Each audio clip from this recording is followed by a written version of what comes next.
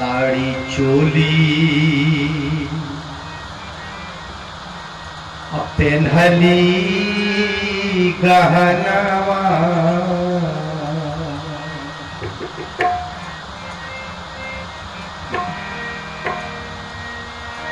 साड़ी चोली पेन्हली गहनवा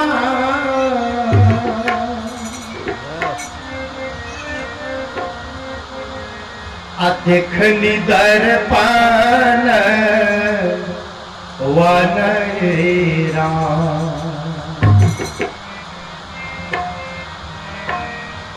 तब देखिए विरह की वेदना देखिए।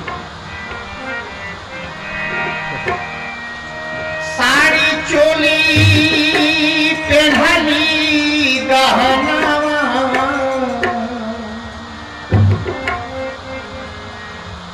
देखनी दर्पण वनरा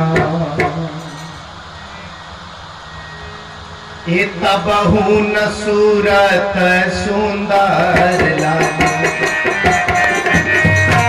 तबहु न सूरत सुंदर लागे, एक ही से नूरवा बिना एरा। सूरत सुंदर लागे, अबहु न सूरत सुंदर लागे, एक ही से नूरवा बिना एरा।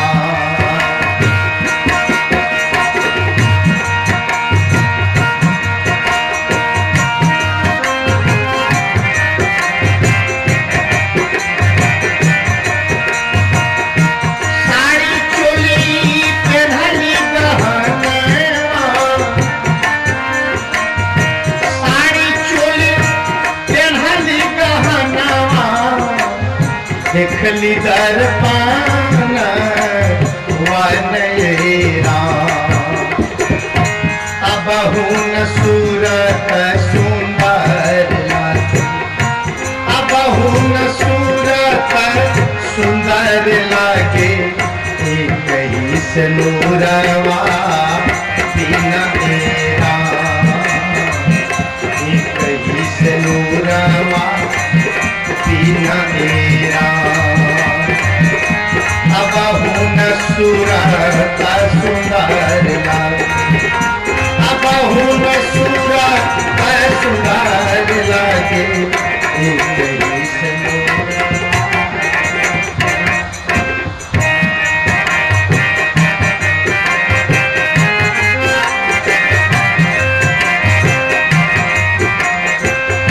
और हमारा वृत्ति कहती है घरे अनधन सोना बा,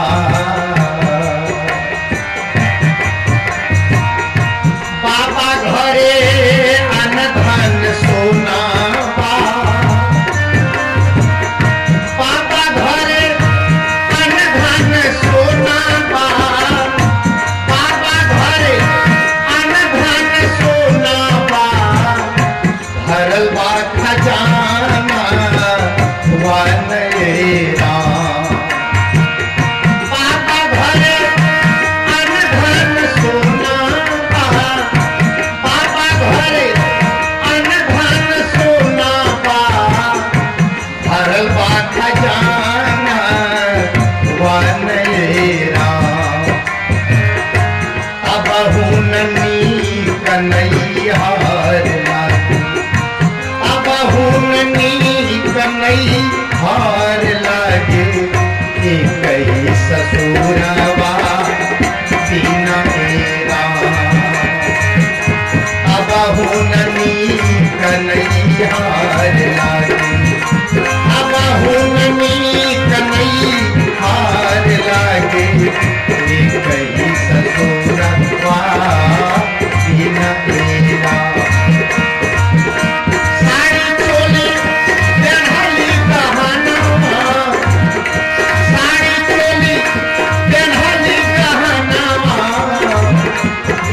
दर्पण वनरा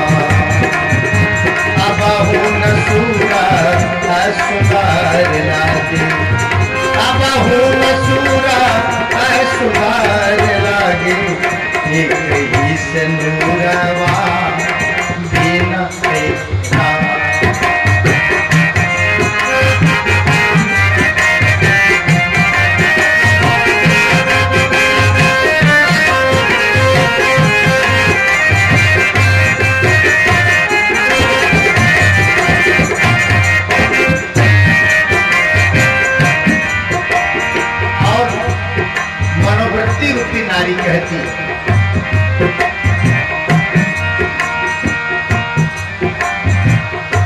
नैहरे में 10 गो भैया बा,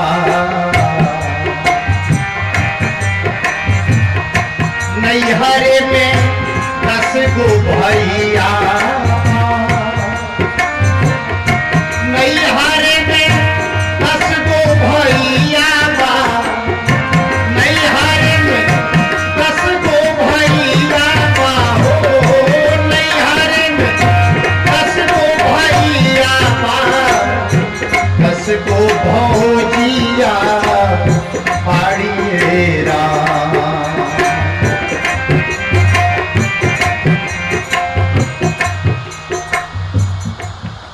समझ ले, नैहरे में 10 गो भाई है और 10 गो भौजाई है।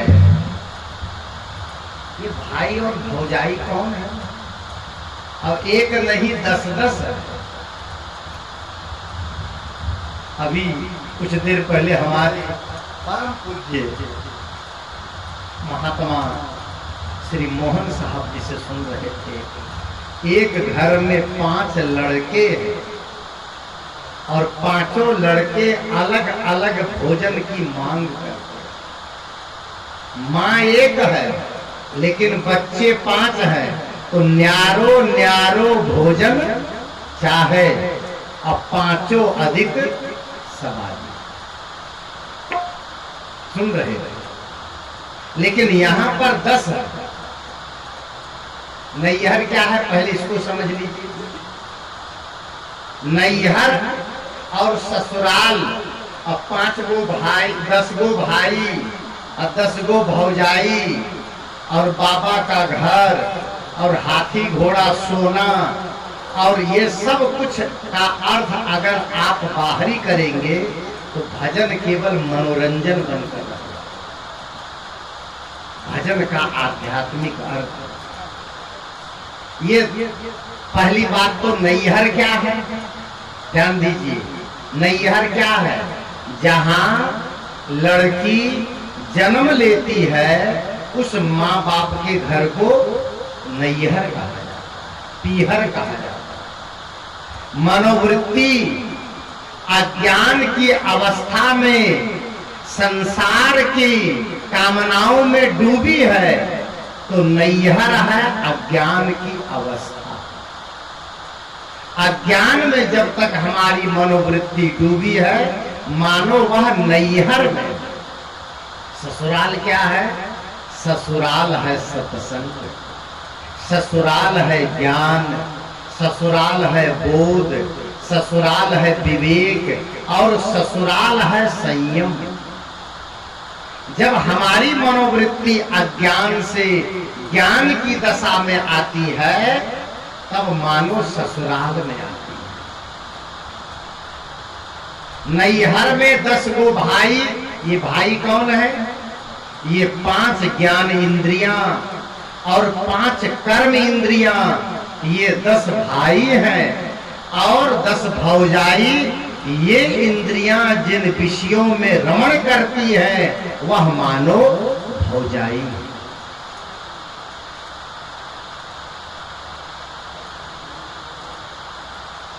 बाप कौन है? बाप है अहंकार।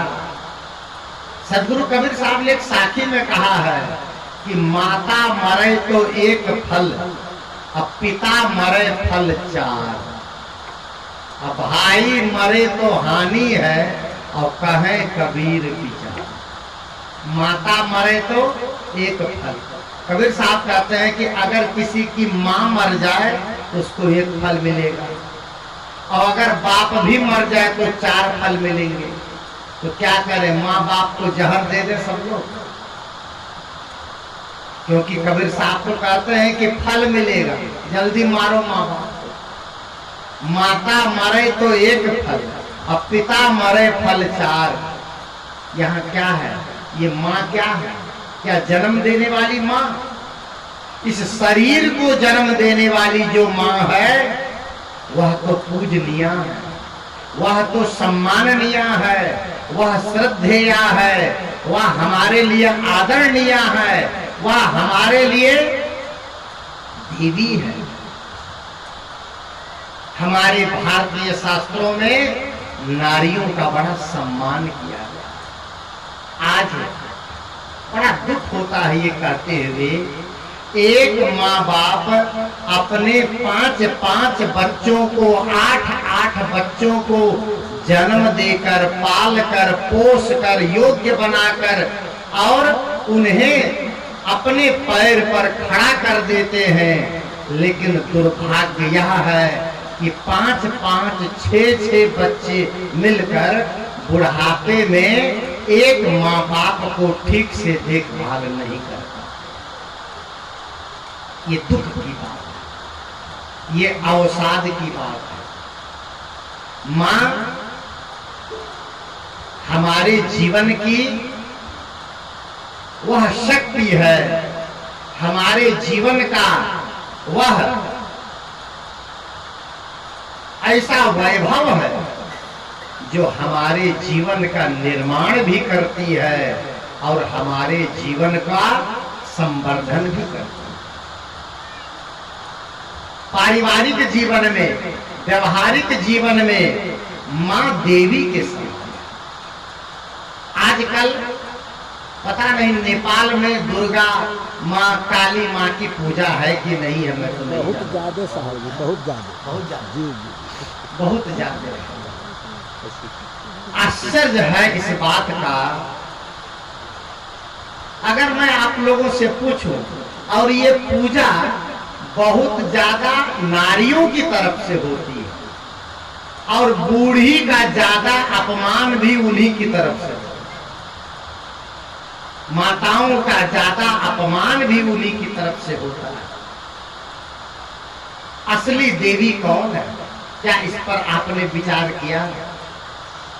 थोड़ा सा विचार कीजिए। आज हम लोग बैठे हैं यहाँ पर, जो जहां बैठे हैं वहीं से सुनिए इस बात को। ये हमारा और आप सब का शरीर का निर्माण कहाँ हुआ है? काली थान में कि दुर्गा थान में? ये हमारा और आप सब का शरीर का निर्माण कहाँ हुआ है? 9 महीने में जो शरीर बना, इस शरीर का निर्माण कौन थान में हुआ है? बजरंगबली के मंदिर में कि शिव जी के मंदिर में? थोड़ा सा विचार कीजिए, कहाँ हुआ इसका निर्माण? माँ के गर्भ में, माँ की कोख में, माँ के पेट में। और लागत किसकी किसकी है इसमें? इस शरीर के निर्माण में लागत किसकी है? निसंकोच होके सोचिए और अंदर अंदर बोलिए। ना बोल सके तो मैं बोल देता हूं। इस शरीर में माँ का रज है और पिता का वीर्य है। माता और पिता, इन दोनों महापुरुष का मसाला से हमारे शरीर का निर्माण। और कुछ है? चिंतन कीजिए। हमारे शरीर का निर्माण माता और पिता की सामग्री से हुआ है कि कुछ मटेरियल काली, दुर्गा, हनुमान जी का भी है इस शरीर में निर्माण में? थोड़ा भी नहीं, कुछ भी नहीं। और जिस माता पिता ने हम सबको जन्म देकर, पाल पोष कर बड़ा किया, उस माता पिता के प्रति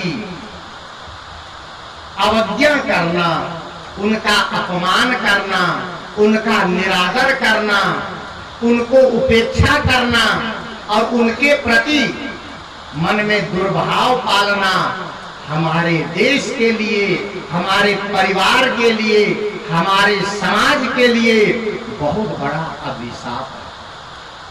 हमारे ऋषियों ने तो कहा था, मातृ देवो भव, मातृ देवो भव, पितृ देवो भव, आचार्य देवो भव, अतिथि देवो भव। आज हम अपने प्राचीन ऋषि परंपरा की संदेश को भूल गए और आज जिस मां ने जन्म दिया उस मां को हम देवी न मान सके और देवी कहां मानने लग गए? मंदिर में। 9 दिन का नवरात्र आता है, नेपाल में भी आता होगा नवरात्र 9 दिन का। ओहो, देखिए भक्ति, ऐसी भक्ति 9 दिन में बिना नहाए धोए मां के दर नहीं जाएगी। भूखी अलग रहेगी, 9 दिन भूखे रहेंगे। अब ये महिलाएं तो रहती हैं, ये पुरुष भी भूखे रहने लग गए। किसकी आराधना के लिए? माता की आराधना के लिए। वहां मिठाई चढ़ती है, वहां अगरबत्ती चढ़ती है, वहां पर कपड़े चढ़ते हैं, वहां चुनरी चढ़ती है, वहां पर नारियल चढ़ता है, वहां पर धूप दीप चढ़ता है, वहां पर गंगा जल चढ़ता है, वहां पर रसगुल्ला चढ़ता है, वहां पर आरती होती है।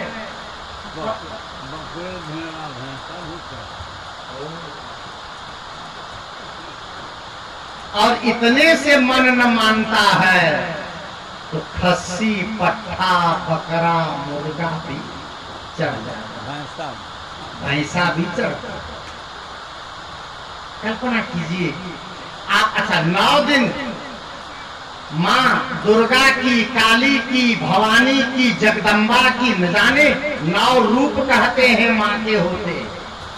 9 रूप, वो सारे रूप 9 दिन पूजा होती है रूपों की।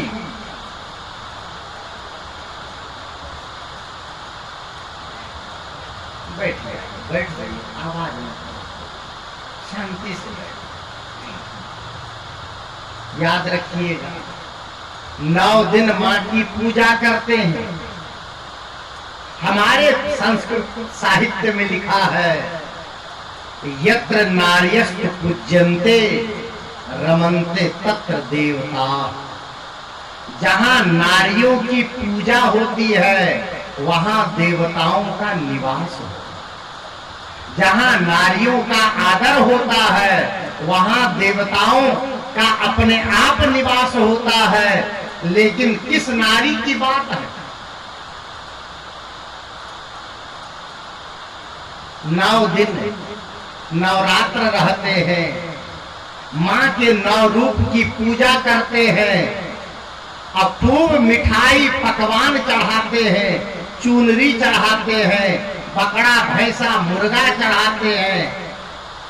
और जिस माँ ने 9 महीना पेट में रखा, गोद में रख करके अपने सीने का अमृत दूध पिला करके बड़ा किया, वह माँ अगर 1 गिलास पानी मांगती है तो हम लोग कहते हैं कि तोरा हाथ में शक्ति नहीं है, पानी नहीं ले सकती है, हम पानी देंगे।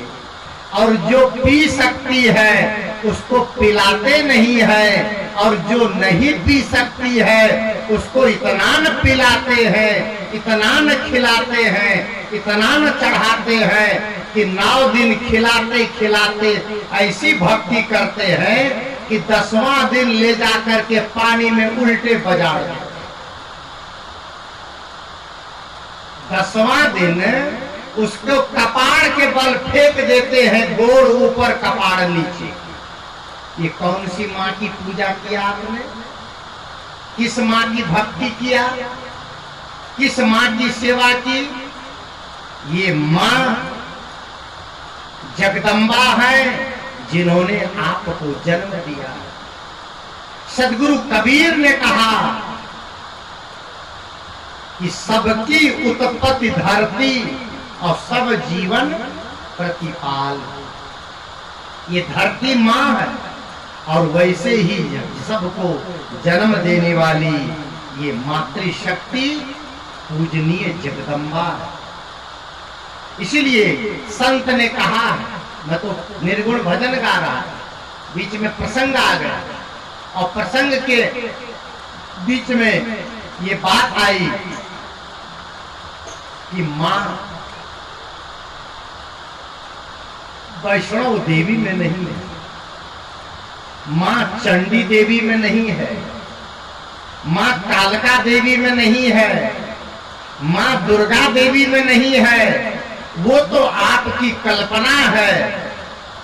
असली मां वो है जिन्होंने आपका निर्माण किया, जिन्होंने आपके जीवन को संवारा, जिन्होंने आपके जीवन को निखारा, जिन्होंने आपके जीवन को सजाया, उस मां का सम्मान करें।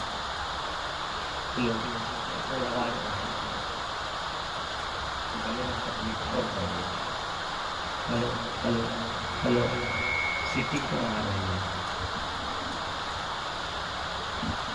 जिन्होंने आपके जीवन को सजाया है, उस माता पिता को आप कभी भी तिरस्कृत नहीं करें।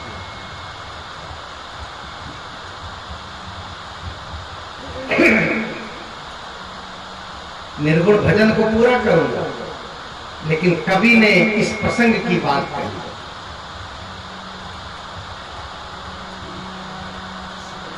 माँ बाप से बढ़कर जग में कोई दूजा नहीं खजाना, जिसने तुझे जन्म दिया रे दिल उसका नहीं दुखाना। माँ बाप से बढ़कर जग में कोई दूजा नहीं खजाना, जिसने तुझे जन्म दिया रे दिल उसका नहीं दुखाना।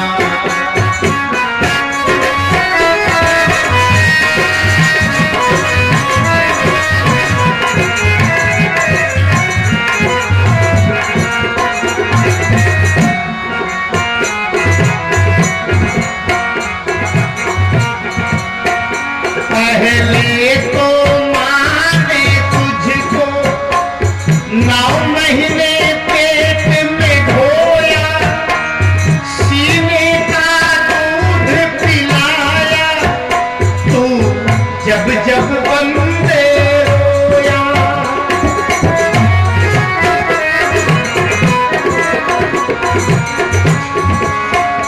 पहले तो माँ ने तुझको 9 महीने पेट में ढोया, सीने का दूध पिलाया, तू जब जब बंदे रोया। बड़ा कर्ज है माँ का तुझ पर, तेरा फर्ज है कर्ज चुकाना, जिसने तुझे जन्म दिया रे दिल उसका नहीं दुखाना, जिसने तुझे जन्म दिया रे दिल उसका नहीं दुखाना। माँ बाप से बढ़कर जग में कोई दूजा नहीं ठिकाना, जिसने तुझे जन्म दिया रे दिल उसका नहीं दुखाना।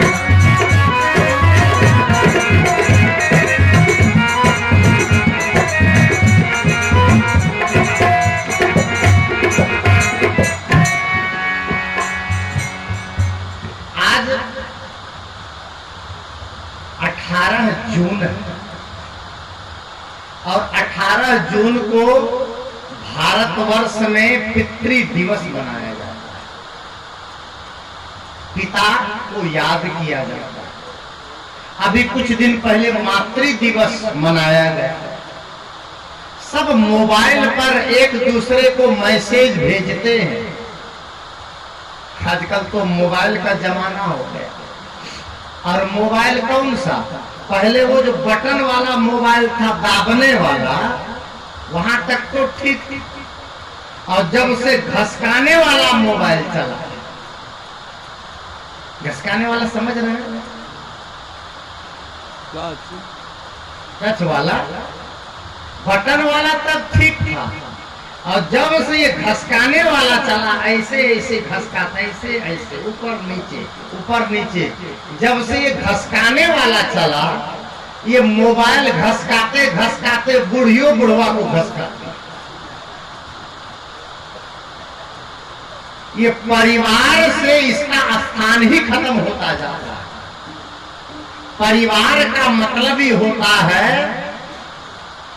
फैमिली, और फैमिली का मतलब होता है, फैमिली अंग्रेजी शब्द है और अंग्रेजी शब्द का मीनिंग बड़ा अच्छा है। फैमिली का स्पेलिंग है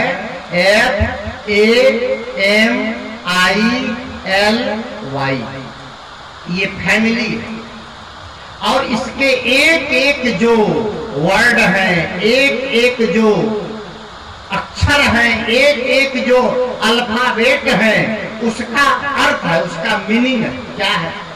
F for father, A for end, M for mother,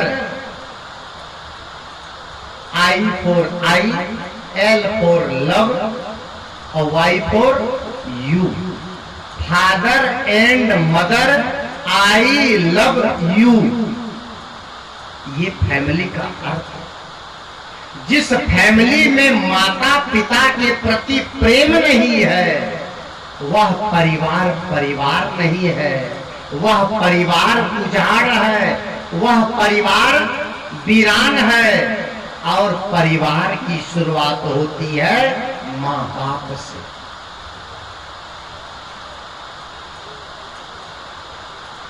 अगर माँ बाप ना हो तो हजार देवी देवता की पूजा कीजिए आप, आपका जीवन नहीं संसार में आ सकता। माता पिता की बदौलत ये इंसान दुनिया में है, संसार में है, घर और परिवार में है। इसलिए उनका आदर, उनका सम्मान करें, बड़े बुजुर्गों का सम्मान करें, सत्कार करें। और इतना ही नहीं, आजकल जो ये बात कही जाती है, जैसे मैंने भजन गाया, पहले तो माँ ने तुझको 9 महीने पेट में ढोया, सीने का दूध पिलाया, तू जब जब बंदे रोया। सीने का दूध, दूध का कर्ज तो कम से कम अदा करें।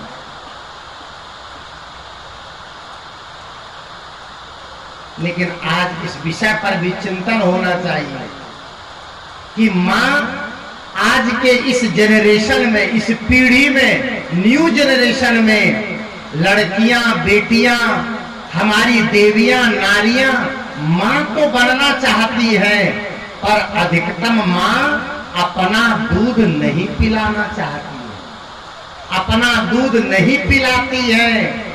माँ का दूध केवल दूध नहीं है, माँ के हृदय का संस्कार है, माँ के जीवन का उपहार है, माँ के जीवन का विचार है। महात्मा गांधी जब 1937 में कबीर चौरा गए थे, तब उन्होंने उनके साथ में जो ये घनश्याम दास बिड़ला भी थे।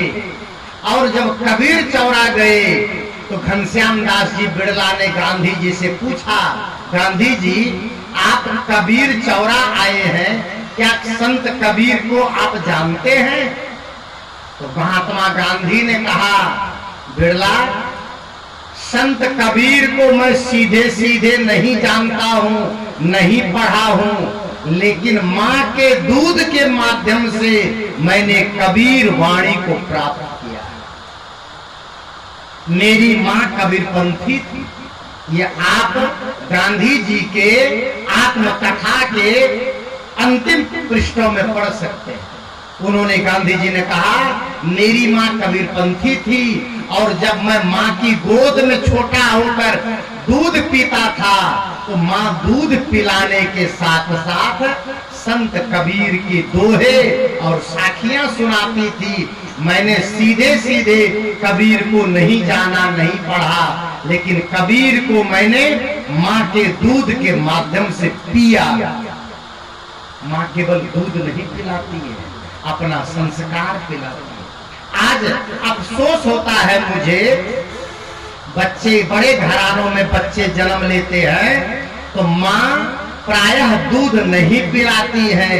बच्चा जन्म लेता है और जन्म लेने के बाद बच्चे के मुंह में वो जो पकड़ा देते हैं, क्या कहते हैं उसको? चटुआ निपल, अंग्रेजी में निपल कहते हैं, टोटू फट्टू जो भी कहते हैं, वो टोटू पकड़ा देते हैं। सोचिए आप, ये बच्चों के संस्कार के लिए कितना घातक है।